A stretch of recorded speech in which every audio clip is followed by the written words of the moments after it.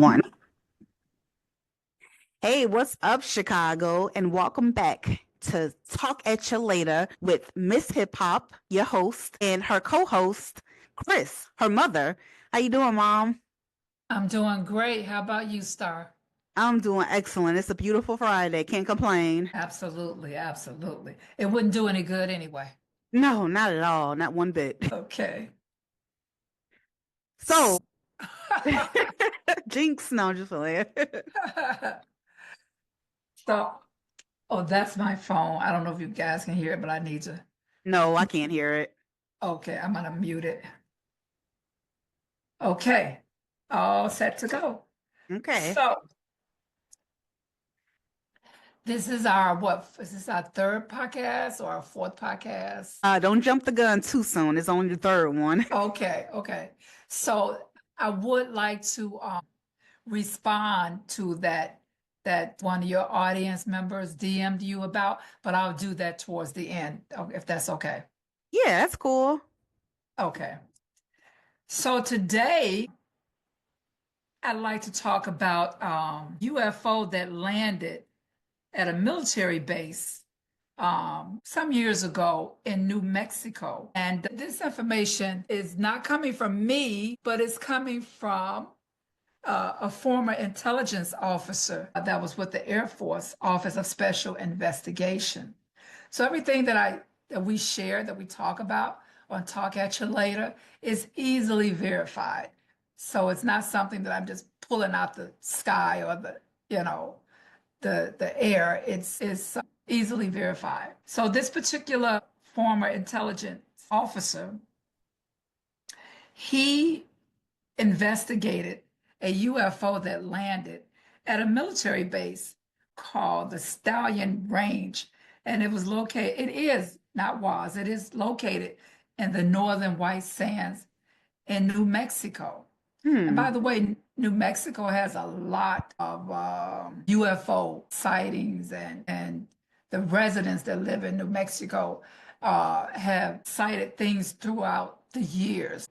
Find that kind of interesting. We have family in New Mexico, Yeah, we do. and they've said some pretty interesting things to me in the past couple of years, but we'll talk about that at some other point. So, getting back to the Stallion Range that's located in New Mexico, it's a top secret radar facility, and it is the entrance to something called the Trinity site, where the first atomic bomb was tested by the U.S. Army in somewhere called Los Alamos Laboratory in 1945. So that was a few years before I was born, and it contains a classified what's the word? Classified around a laser that was used to blind passing foreign satellites. Now, this used to be classified information. It's not classified anymore because if it was still classified, I wouldn't be talking about it. Yeah. So everything was classified, the location, the operations, and the duties that were carried out. All of that was highly classified. But over the years, information has been leaked out through books, and lectures have taken place about the laser system that the U.S. designed to blind Soviet satellites during the Cold War era. And there were a number of detachment space surveillances, and one in particular happened on in 1964. In April of 1964, there was a police officer by the name of uh, Lon Zamora, and he worked at the Sakuro, hope I'm saying that correctly, uh, police department. And he saw a craft Hmm. that landed southeast of the city. So again, he's a regular police officer, just doing his regular rounds. And he saw this craft that landed, so he decided he would go and investigate it. Wow. And during his investigation, he saw two occupants that exited the craft, and he recorded what he saw along with some inscriptions that he saw outside of the craft. So he called it in, he radioed it in to his superiors, and they came, to where he was, and let me fast forward a little bit. There was a major follow-up that was done. The U.S. military, specifically the Air Force, they had to come anytime there's a sighting like this, and somebody's reporting it. It's going to be a big follow-up, military follow-up. And so they came to investigate to see if what he was saying was true. And over the years, I'm backtracking a little bit. This happened in 1964, but there were a few sightings that didn't get as much publicity as this one did. There was some around 1958 in New Wow. Mexico. Yeah, so there have been a few sightings. And so they came out, they investigated Officer Samora's findings and everything.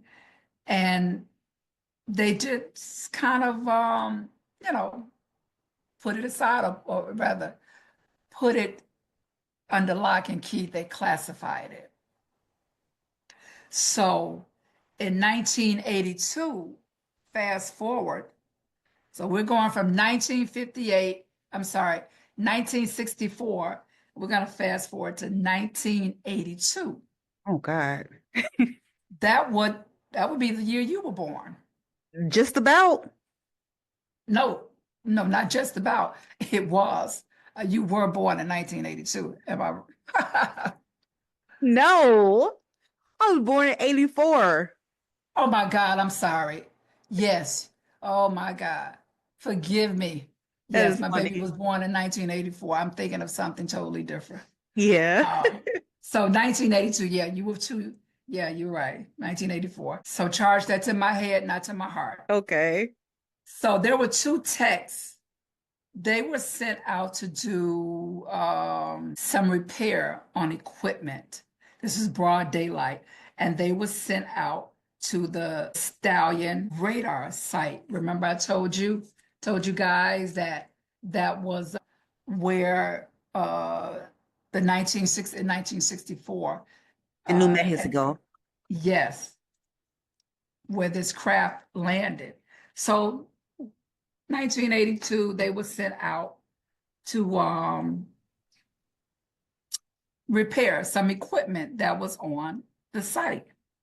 And as they were there, they saw a UFO or craft, whatever, however you want to describe it. They saw it twirling around in the sky.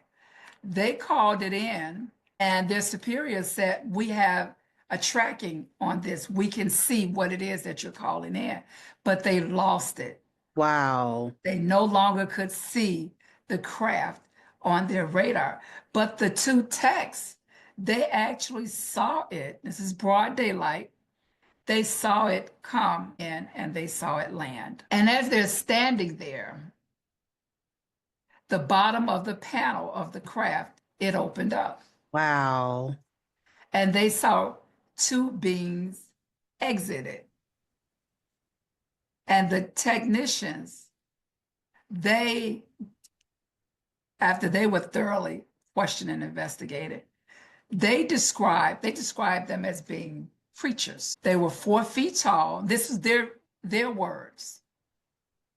The technicians, this was their words.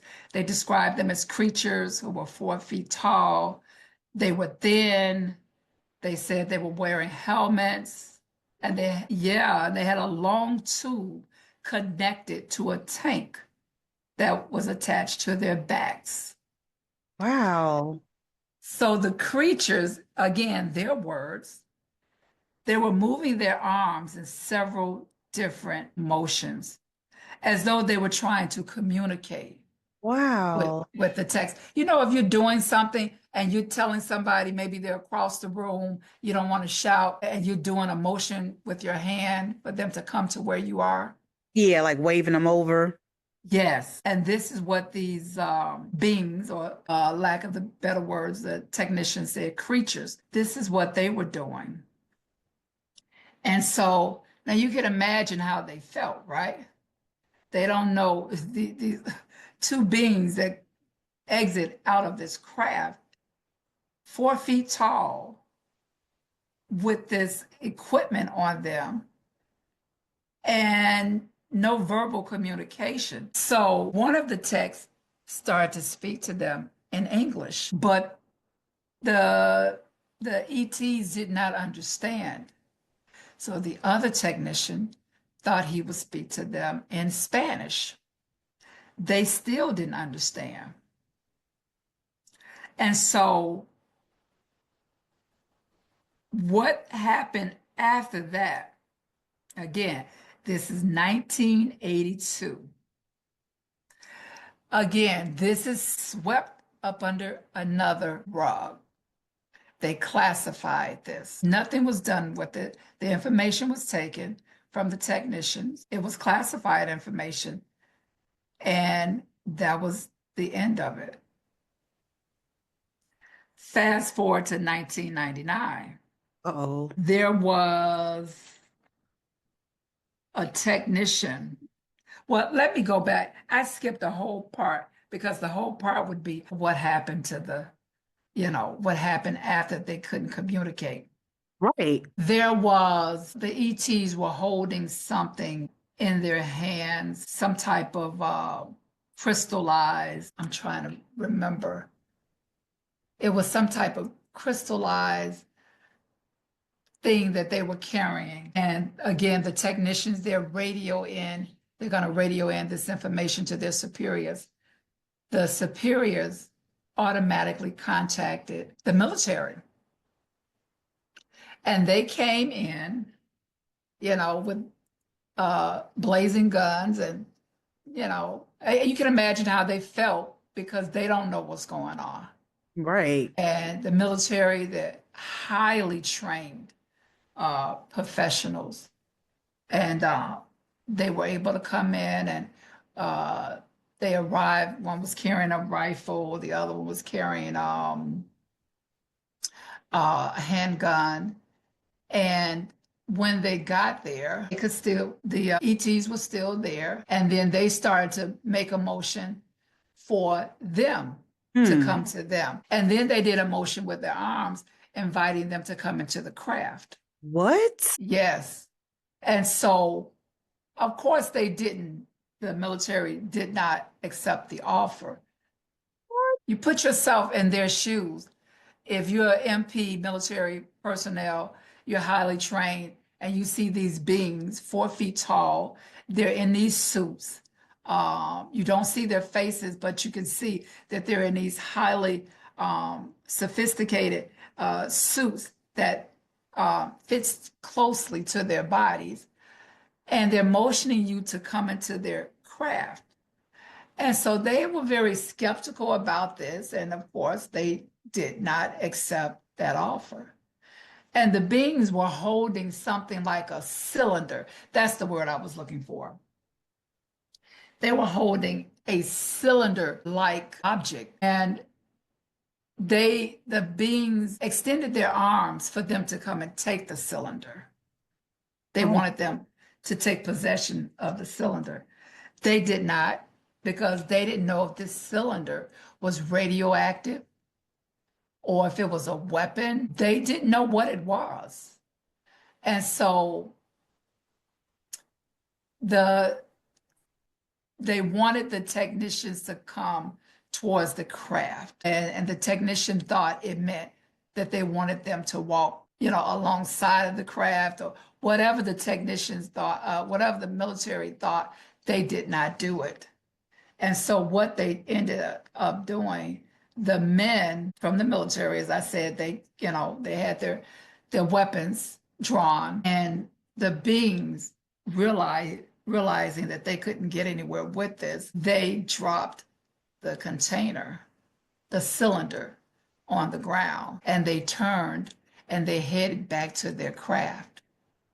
They got inside their craft and they left. No weapons were used. The military didn't shoot at them to try to stop them. I don't know if that was because they instinctively knew not to harm them or not to try to stop them. I don't know. The investigative report did not cover that. So, in my opinion, they made a wise decision not to harm them. Yeah. And so, what they left behind was this cylinder. So they couldn't just go and pick it up because, again, they didn't know if it was radioactive or not. They didn't know if they picked it up, if it was going to explode or cause some type of cancer within their bodies. They didn't know. So they had to contain this cylinder. And so, again, they had to call in more backup people that knew more about things like this than they did. Like the So CIA. they called in everybody Wow. because this was a top secret thing and it was protected specifically with the Air Force. And these were non-humans, non-human intelligence. And they didn't know what this cylinder was. So once they were able to contain it and get it to a laboratory to try to see what it was, once they did that, they, they still It's- didn't know what it was. It was so advanced. Right. They had never seen anything like it. They had never seen any material like this before. They couldn't they could not they didn't have the equipment to understand what this was. So eventually they end up sending it to the Los Alamos laboratory. They started to think that maybe this is a deep cover up or something, a Russian deep cover up. They thought maybe this was their craft they had designed. Maybe the ETs were not really ETs, that they were Russian ops or something planning to attack or steal something. And this is just different things that were going through the US military minds. And of course, they found out that none of this was true. It had nothing to do with the Russians. So after they were able to contain this cylinder without feeling that it was a threat to anyone, they were able to get it to the Los Lamos laboratory. And they found out, took them years to find this out, by the way.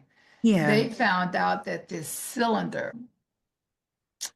was, first of all, they found out it was not explosive, it was not a hostile device, it was not radioactive. But what they did find out was that it was some type of mini computer. What? And inside of this, there was a beautiful crystal. And I have read in the past, I'm going to go back to where I was, that during the Atlanteans, they had crystals still in some of the pyramids that had different, how do you say, they were used for different things. Some was used for healing the body, some was for healing the mind, some was for telepathy. These crystals, some was to be able to see in the future. These back in the Atlantean days, which we call the Atlantic City, that we know has been submerged because some things that they were doing that they should not have been doing. They Mhm. had too much power. They eventually became too powerful for their own good. And they basically took themselves out, not meaning to. That's another story, the Atlanteans of the Atlantic City, because they were a phenomenal civilization. But they So were doing things such as, I'll give you an example, they were making half human and half animals. that's disgusting. Well, the scientists were so advanced during that time. This was something that they were not supposed to do. You can't play And God. well, exactly. Or your creator. Some people say creator, some people say God, some people say the universe. But they were doing things they should not have been doing. So getting back to where I was talking about this crystal, and again, the crystals were found throughout the Atlantic City with the Atlanteans. So they saw that this cylinder had this beautiful crystal inside. So what was the cylinder actually used for? Great question. They found out there was only one way to activate this device How is that? through alien speaking to it. Once the ET spoke into the cylinder, it would activate it. It was a Uh-huh. universal translator. Oh my God. So when the aliens, when the ETs, extraterrestrials, when they were signaling, hand signaling for them to come to them, and they had the cylinder in their hand, they wanted them to speak into the cylinder so it would translate. They will be able to understand them, and the ETs will be able to understand the humans. Wait, so ETs, they actually make a sound when they talk, or I thought they didn't talk. I thought it was just telepathically. Great question. And many of them choose to talk telepathically, but they can speak with words, with voices. So there are more than one species of ETs. And I think that's where we get things crossed over, that we think there's only one, Okay. but they're not. There are more than one. That's like humans. There are more than And one one type of human, one right? type of culture, Culture. right? We have African Americans, we have Africans, we have, Latina. yeah, yeah. Haitians. I Yep. mean, the list goes on and on and on and on, but they're still human. But I have so many questions because if there's so many different types of species of aliens, I feel like some of them, how can they breathe in this atmosphere where the little small aliens in 1999 came out with the suits on and the backpacks? I don't think they can endure this type of atmosphere because they had that on and the helmets. Absolutely. Earth is a very dense um, atmosphere for them. They would prefer not to come to Earth. Really? They just want But to look. when they do, they have to have certain things to protect them from our atmosphere. Yeah. And the way I know that they would prefer not to, she's rest her soul now. Again, I've been reading about this and studying this for so many years. But one great resource was a lady by the name of Dolores Cannon. And all of these people that I have come across, I don't think it's been by accident. It's like I feel like I've been led. Okay, now you know this part. Now we need you to find out about this part. Now, okay, you know that. Now we need you to leapfrog over here. And so I'm finding out, I have found out there are definitely more than one species of ETs. There's so many. And some of them are here. I can't think of the author of this book. They walk amongst us. I know as soon as this podcast is over, I'll remember his name, but he wrote this book called They Walk Amongst Us. And some of them look like us. They've disguised themselves, and some of them are just come in their natural forms. And some of them, if they've been here long enough and they look like us, they can endure the atmosphere a little bit more than the ones that are just coming straight from their home planet. And so there are many, many nearby planets. Some are closer than others. And to answer the question that one of your viewers inbox you, or inbox or DM, I don't know the correct name for it, DM you. Okay, so they wanted to know if I had ever um, experienced or seen an alien craft or an ET. And I thought, wow, somebody actually asked that question. My answer to that question, DM, I won't say your name, is that I have never seen a craft or ET in D. That's the dimension that we live in. Right. I have never seen one in D. However, when I meditate, I see them quite often and I interact with them mentally. But have I ever spoken to one like they're speaking back to me? No, it's been through mental telepathy. And again, I have never encounter one in D, and I do, for lack of better words, envy those that have in 3D. So do I. Yeah, but you know that feeling, listeners, star, if you ever had that feeling that something was there, you could feel it, but you couldn't see it Oh, most definitely. All the time. Especially all during the time, meditation. especially doing what? Especially during meditation. Oh, yeah, especially during meditation. And sometimes, even when you're out of meditation, you can feel something, but you can't quite, if you turn a certain way, but you can't see it. You feel like if you turn quick enough, you can catch it, but many times you can't. But a lot of times you can feel things, but you can't see things. And so we're living in a time of disclosure, meaning that the truth is time to come out. And everybody doesn't listen to podcasts. Everybody doesn't do research. Everybody doesn't experience the same things. And some people say, well, if they're here, why don't they show themselves? They have. They have. It's a great question. They have. And one thing I've learned from them through my meditation, if there's any skepticism in an individual or any fear, they'll pass right over you. Because, why is that? Because we were created with free will, and they will not compromise your free will I because it's something that the see. Creator gave you.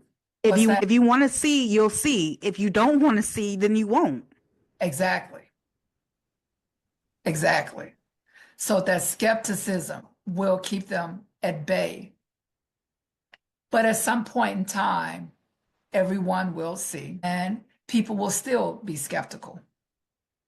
Wow, Mom, I could talk about this with you all day, and I'm sure my audience would agree, but we have to go. And I just want to say thank you for doing this with me. And listeners, please like and subscribe and comment if you like what you're hearing. Hit that subscribe button right now, okay? And share.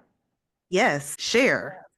Hit the subscribe. But can I subscribe to our podcast? That doesn't count. Don't just Okay. share. Well, thank you. I enjoyed this, and um, thank you. Thank you for having me.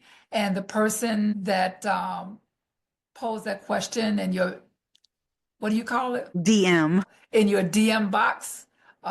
Thank you for that question. I appreciate it very much. And I hope I answered it for you. Yes, yes, yes. Thank you so much for everybody that has been DM me. Continue to DM me for more great enlightenment from my mother and I, okay? I love you so much, Chicago, and wherever you're listening, LA, Washington, DC, Texas, wherever you guys lay your heads at night. Talk at you later loves you, and we'll talk at you later. And don't forget to hit that subscribe button. Talk at Yes. you later.